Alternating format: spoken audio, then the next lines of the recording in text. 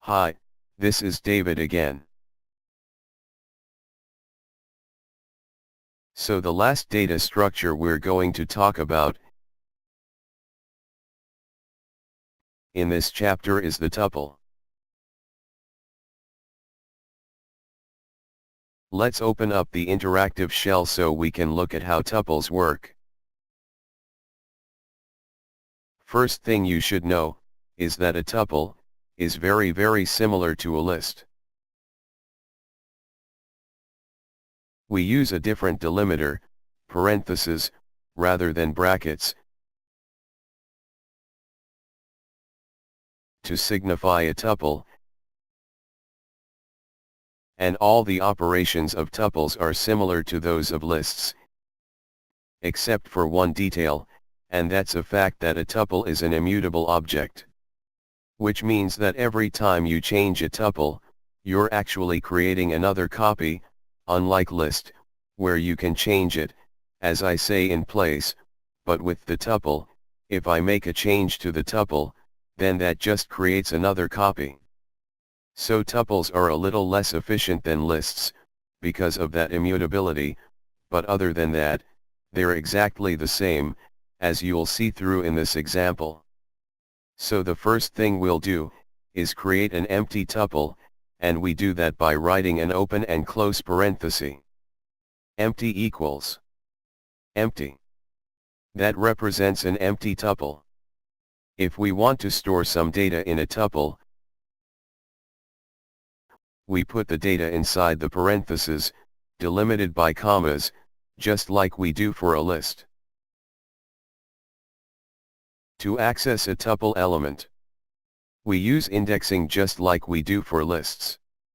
Numbers sub 0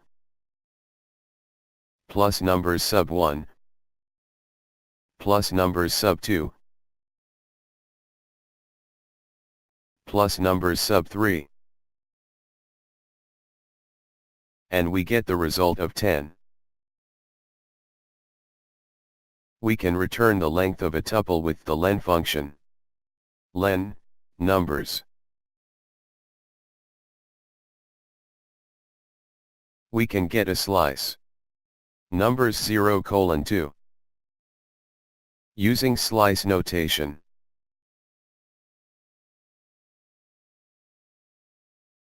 We can concatenate two tuples together, to form a new tuple using these examples. Number 1 equals 1, 2.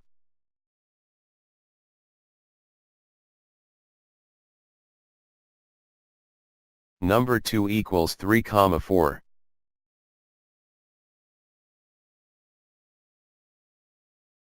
Number 3 equals number 1, plus number 2. Number 3.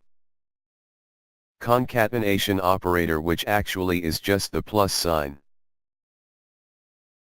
And then finally, let's create a string tuple.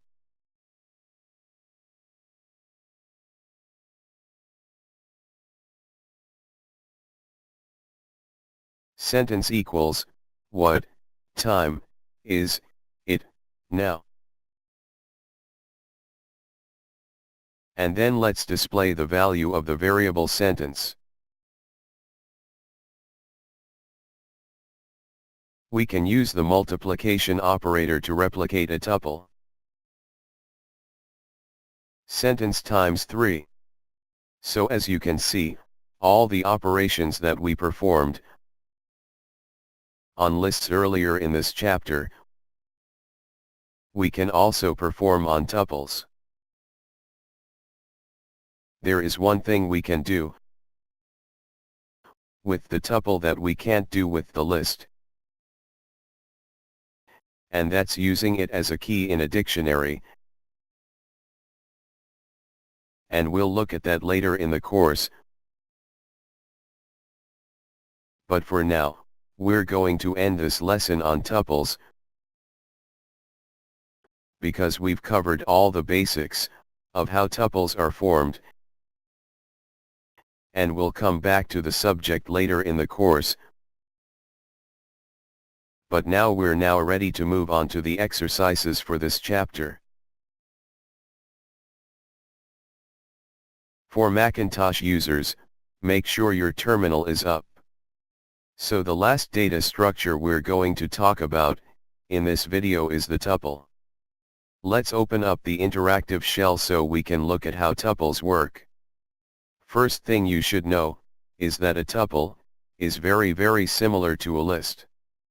We use a different delimiter, parentheses, rather than brackets, to signify a tuple, and all the operations of tuples are similar to those of lists, except for one detail, and that's a fact that a tuple is an immutable object.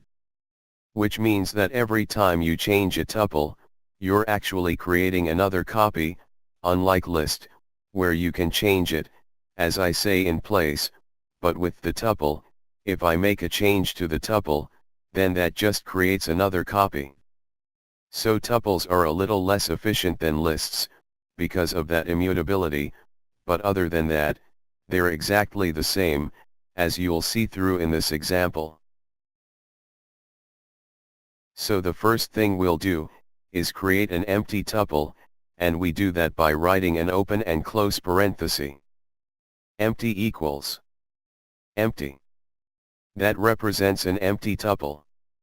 If we want to store some data in a tuple, we put the data inside the parentheses, delimited by commas, just like we do for a list.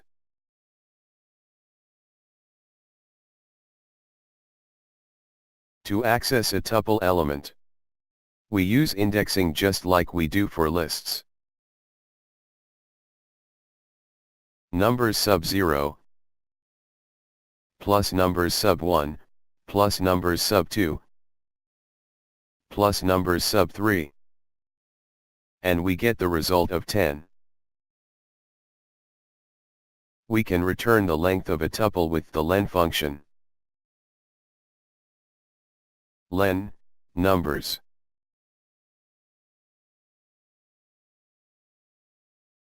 We can get a slice. Numbers 0:2.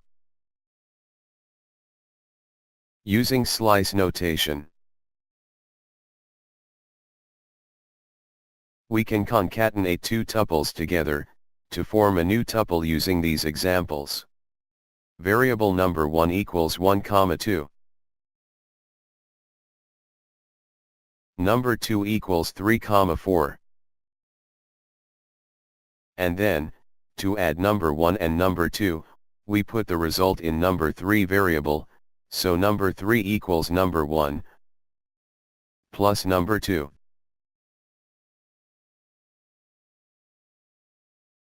Then display number 3. Concatenation operator, which actually is just the plus sign. And then finally, let's create a string tuple.